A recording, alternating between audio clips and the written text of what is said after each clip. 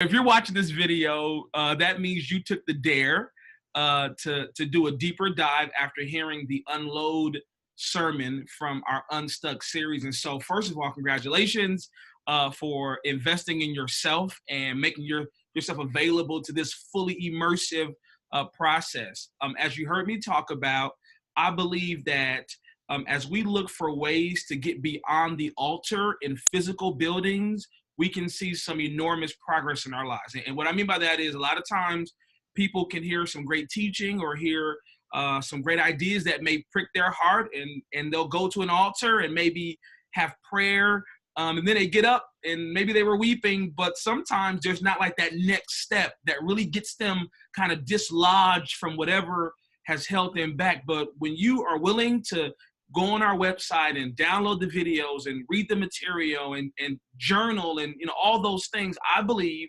you're taking that important next step to say, you know what, I'm going to create some new habits. I'm going to put myself in position to succeed. And so congratulations. You are incredible people, and I'm glad to be able to have this space in this moment with you. Now, I am super excited because our first expert that's going to be sharing with us is a great friend of mine.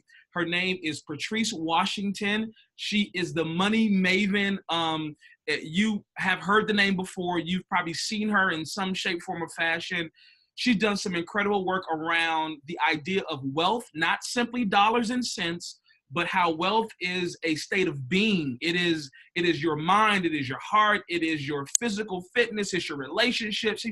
Does incredible work all across the country and internationally, helping to, I believe, preach the gospel of wealth according to the word of God. Not that fake stuff that we hear sometimes, but the real gospel about what it means to live the abundant life. And so she taught for us a few months ago, and in her talk, she talked about this idea of how clutter can really hinder progress. And we have to think deeply about our physical space and how that really translates into a lot of maybe the barriers that we experience in life. And so I was like, you know what?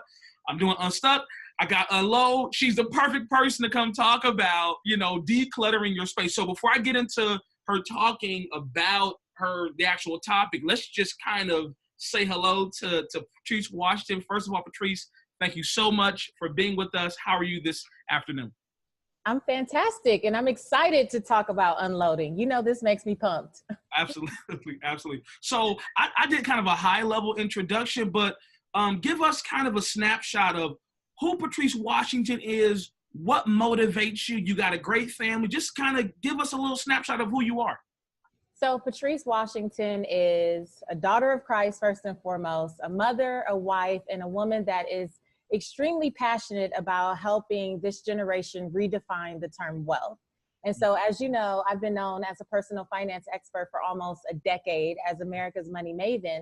And to be honest with you, Pastor G, I just got tired of people coming up to me talking about, oh, well, if I had a better budget, or if I knew what to do with my credit, then maybe I could really make some progress. And I just wanted to express to people that no, wealth is not just about money and material possessions. It is about, as you said, well-being, and it's about us taking different actions in the other areas of our life. Mm-hmm. And so if you want to be unstuck in your finances, right, mm-hmm. there are definitely some habits, some mindsets, some behaviors you have to be willing to unload in your daily life. It just is what it is. And if you keep chasing money and thinking that it's all about the credit and the budget, you're going to miss it every time. You'll forever be chasing. And so that's why I'm super excited about you having this conversation. That's so great. That's so great. So you're married to Gerald Washington, okay. 11 years. And I'm also Reagan Washington's mother. That's right. A middle school child now. Oh my gosh. Reagan is the flyest little girl. She always wears her fly hat when she comes to church. I'm so impressed with your family, and I just love you guys so much. Thank you. Okay. Love you guys too. So, all right, let's jump right into it. So, so some of the things that I talk about are this idea that, we are often hindered by the fact that we carry things, number one, that we were not supposed to ever carry, or we carry things beyond their expiration date in our lives, right? And then we wonder, like, why do I feel like my steps are hindered, my progress is hindered? And I'm like, look, you got to lay aside the things that are really preventing you from succeeding and accelerating and going further faster. So with that, as I talked about this concept, I thought, what would be a cool way to help people identify this very spiritual phenomena, but to see it kind of how it works out in kind of everyday practical kind of ways. And I thought, what if we talked about this concept of just declutter? Mm-hmm. Like sometimes, and you said it best, you said, and I'm not going to quote you directly, but this is what I heard. The outward manifestation of clutter in your life is really speaking to an inward turmoil, that your outward world is kind of exposing what is unseen on the inside of you.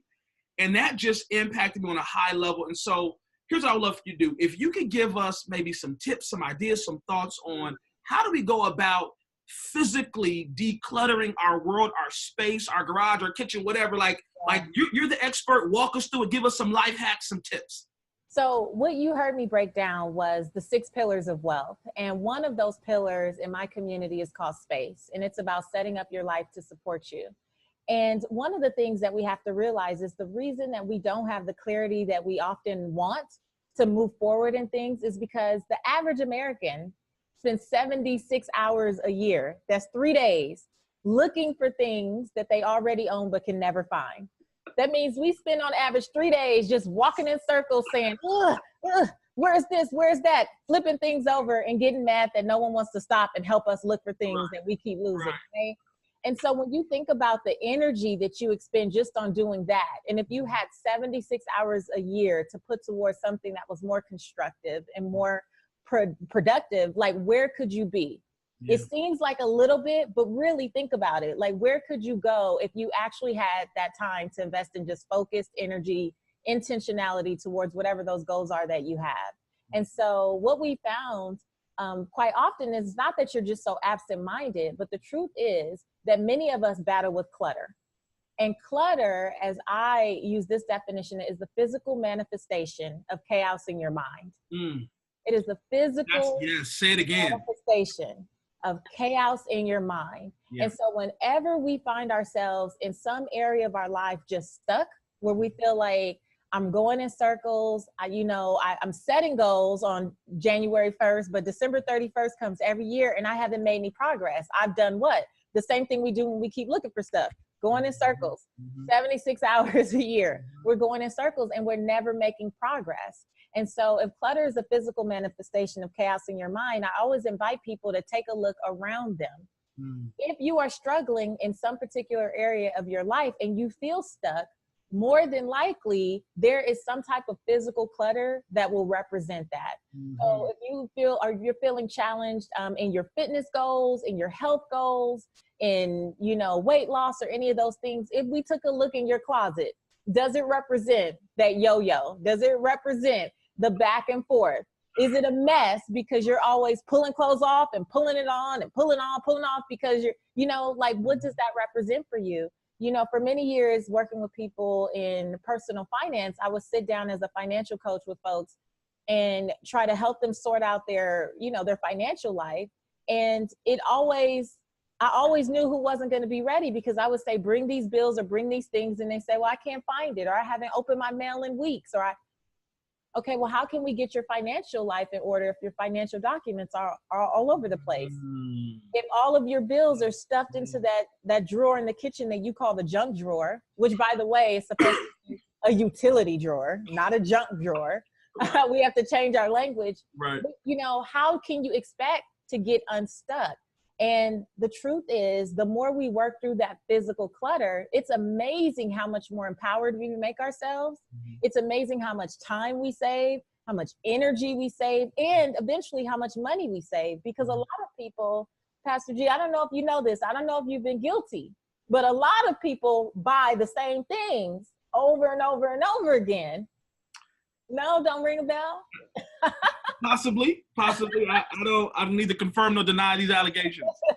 But a lot of people will buy the same things over and over and over again, really just because they can't find it. And so you want to look for money to save or invest or pay off debt with It might be coming in the form of the fact that you keep buying the same things, trying to satisfy that void, you know, but you keep losing it and mixing it up with other stuff. And so one of the most practical things you can do to create some clarity in your life today is really take inventory. You know, look in the closets, look in the drawers. You know, even for myself, I'm a writer and a podcaster, and it requires me to write a lot of scripts throughout the day and get ready to record videos or do whatever I do. And whenever it doesn't flow, the first thing I have to do is take a look around my desk. If my desk is piled up with stuff, it's not going to happen, because what you do is allow energy to get stuck in the stuff. You're allowing energy to just say that again. Say that phrase again. You allow your energy to get stuck in the stuff. And so it's supposed to flow. There's supposed to be a certain flow, right? With anything that's creative, even with money, you think of money, it's currency. Yeah. Current. Yeah. There's supposed to be a flow and a cycle. But if you keep creating these clusters of junk and stuff, then it's always going to go there and basically die. There is nothing worse. Have you ever been near still water that just like kind of sat and didn't have a chance to flow? That thing starts to stink. It is not good for anyone involved, right? And so you want to create an opportunity for energy to continue to flow in all areas of your life, because the truth is we can be praying for things all day. We can be hoping and wishing and praying for things all day. But if you don't have the mental capacity to actually hear when the Holy Spirit is telling you to move on something, or hear that still small voice that tries to get you to nudge in one direction or another, like, what good is it? But you're the one that's kind of creating that barrier between you and the opportunity to hear that. And so I always encourage people to look at different areas of their life, whether that be the closet or the garage. I mean, a lot of people, you know, I believe that every space that I'm in should be my sacred space. I really do. I believe that I should feel good about the space that I'm in, that it should represent peace and calm and tranquility and beauty and organization. Like, I believe every space that I'm in. So that includes my car. And Pastor G, I have to tell you, I love parents, because parents are the number one offenders. Parents will throw their kids under the bus in a second. They'll be like, oh, I would keep my car clean, but my children. Now, you talked about Reagan. Let me tell you something. My daughter Reagan will tell you, when she was a baby, she couldn't even eat things that crumbled in my car. I wasn't playing with her. It's not our car. This is my car. I'm just transporting you, you know, as a courtesy. Right. Because I love you. Because I love you, and you need to get to daycare. That's so I'm going to take you, right? But the truth is, I had to teach Reagan from a young age to respect my space. Sure. Right? And that's the other piece to this, is that the more we respect our space, we teach others how to respect our space. Sure. And so, you know, not only are we weighed down by our own things, but when you don't respect your space, you create an outlet for other people to come in and bring their baggage and bring their garbage and bring their junk. You ever notice if your desk is super clean or your area is tidy, when someone comes, they might have a handful of stuff, but if they come to tell you a story, they'll stand there and hold it. Because there's something that says, oh, that looks too pristine for me to, you know, put my junk on it. But whenever your stuff is already jacked up, they're like, oh, okay, well, I just add my junk. She gonna throw hers away, so, you know, she could throw mine away with it. It's amazing how people don't respect the space. Right? And so I would really encourage you to take inventory. And for my people who feel like, well, I don't have clutter, let me tell you, my husband and I went through this season where we realized that in order to maximize our gifts, we were going to have to downsize our home. Like, we really took inventory and said, you know what, a lot of this is nice to have, but is it a necessity? And I would pride myself on the fact that my home was always clean and it was always tidy and always organized. But when we started the move, and we started going through these closets and these drawers and these different nooks and crannies, I realized how much clutter was still there. It was neatly packed away. Because don't think clutter means junk. That's really good. Right? Don't think that clutter means junk. Clutter is anything that is no longer serving you in this season of your life. There it is. And just to put a pin there, part of the point that I tried to make is that sometimes it's not that whatever this is you're carrying is bad, it's that it's expired. Yes. Right? It's just reached its season. And in order for you to have the success you want to have at this season, you have to let go of things from that season, right? Mm-hmm. And so that's an incredible point, because people will assume, well, because it's neatly packed, that means it's okay. And that's a great point. That doesn't mean it's okay. That it doesn't can still mean be it's clutter. okay. If it's no longer serving you in this season of your life, it's clutter. Yeah. It's clutter. And it actually could be more beneficial to someone else. You're carrying things on and on and on from season to season to season that, as you said, you were never designed to. Yeah. And I really had to learn over the years that like purpose is seasonal. Yes. So things that had a purpose in a certain season of my life, while they were great, it was amazing, all that stuff, it just doesn't fit this season. It doesn't fit where I see God taking me in the next season. And so to drag it on and on and on, I mean, imagine that. If we could really put on our backs all the things that we take from house to house. I've moved all over the country. I've lived in 3 states. So I think about taking all of the things that I've accumulated over the years, just keep piling it on, taking it. How many times do people move, Pastor G, and pay for a bigger truck and more movers and more time for things that they don't even use? Yeah. They take it out of one cabinet and they get to the next place, put it in another cabinet where it goes unseen for another 2, 3, 5 years. Yeah. What good is that? Yeah. Yeah. You know, and how is that weighing you down and keeping you from what you truly should be doing? Right. And so we realized, like I said, that in order to maximize, sometimes you have to downsize. Sometimes you have to be willing to prune and cut away things that are no longer helping you grow. And there's nothing wrong with that. And so it's physical stuff, but I've also learned that sometimes it's people. Yeah. I don't know if we're talking about people, but I definitely we're gonna cover that. We're gonna cover that too. That we have to like take out of people. There's the physical clutter, and then there's also our own mental clutter, the things that we just carry, the stories that we tell ourselves, the stories that maybe we picked up in childhood. Another big thing that we talk about a lot is dealing with, you know, the childhood trauma.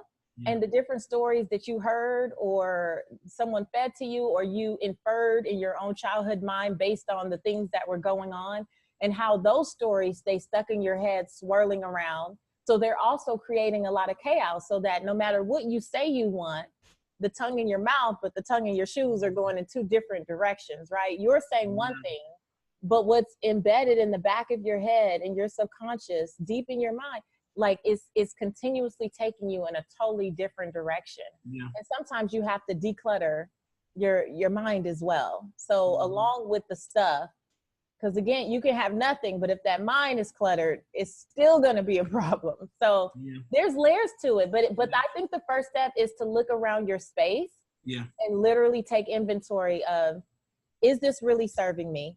Like, is this still in season? Like, is this something that I need to support me right now? And if the answer is no, like being 1000% okay with saying, okay, get rid of it. Because what you can't do is play the game with, you know, maybe I can use it in 2025. These might come back in style. Right. I have to learn that because I'm a sentimental person, and that's what baby hoarders love to talk about, right? I was they use, right? Well, it's sentimental, and this means so much to me, and it makes me think of, you know, a time in my life when.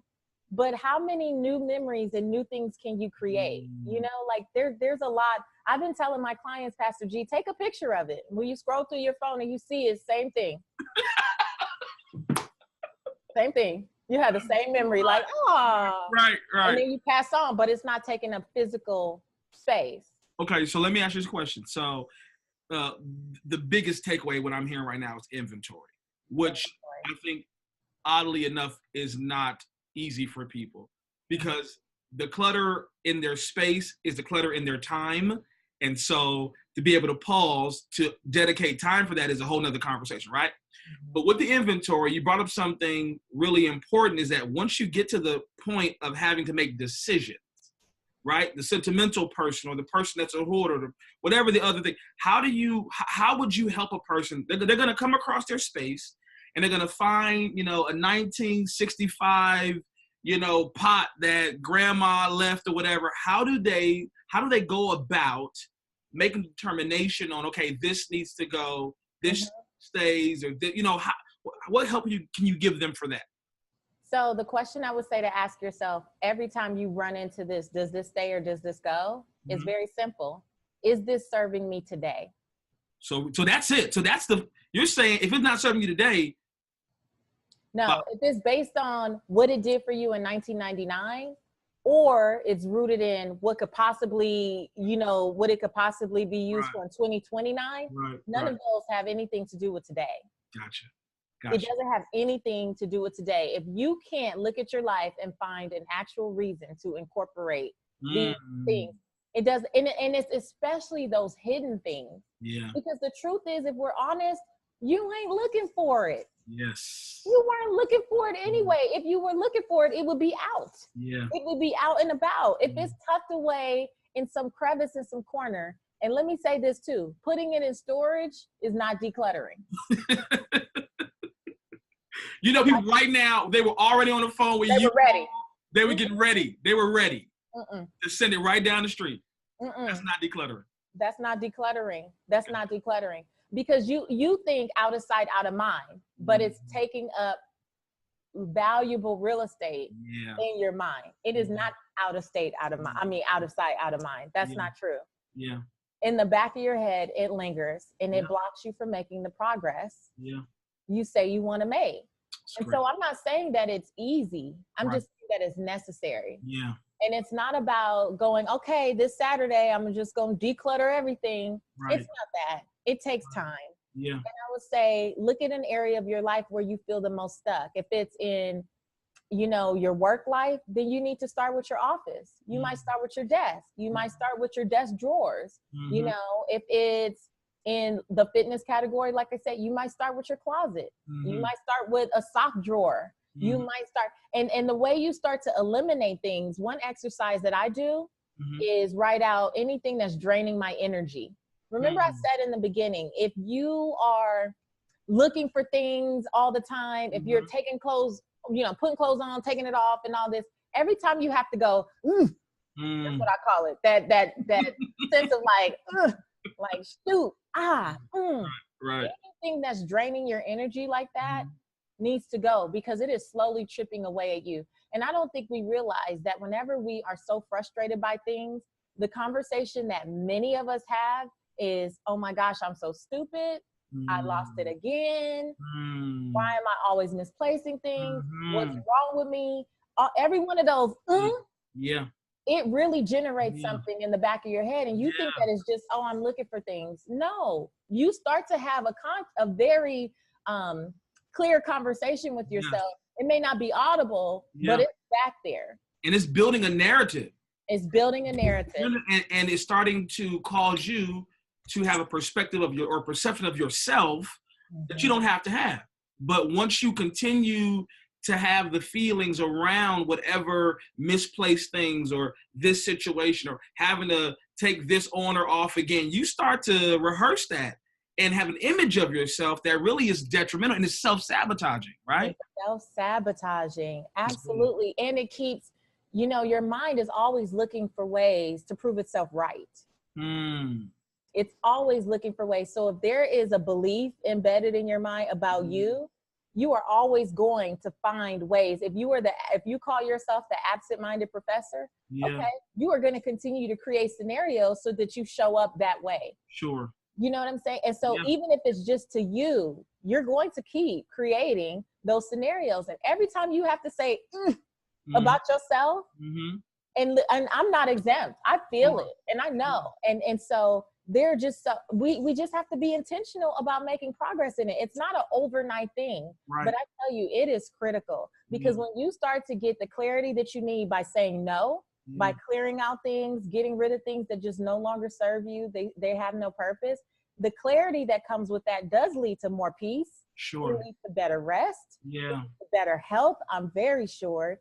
I believe it leads to more money because now you have the clarity and the time and the energy to think about the things that are actually going to get you, I like to say, the fastest way to the cash, because there's nothing wrong with that.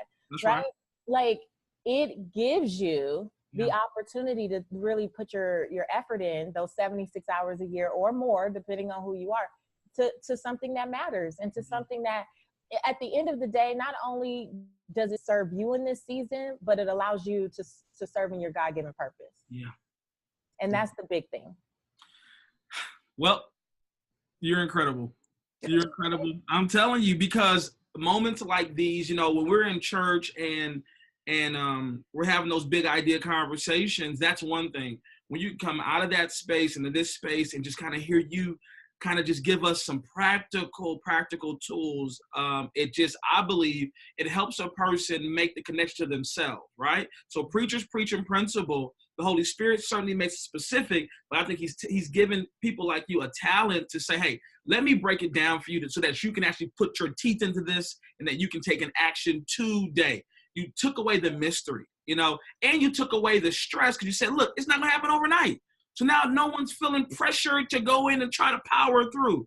So it's a blessing. You're a blessing. Thank you for the work you do for the kingdom. I know people who retain you in secular environments think that you're just retaining, you know, a great speaker. They don't know that you're carrying a kingdom assignment and the Holy Spirit is with you and is infiltrating industries. And so thank you for your great work and for sharing with us today. And I know I have been challenged. Now, right behind me, you see this nice picture. If I flip this camera around, you will see a really interesting bookshelf with a lot of stuff, of books that I already read or will never read. And I need to just get my life together, and you have challenged me to do so.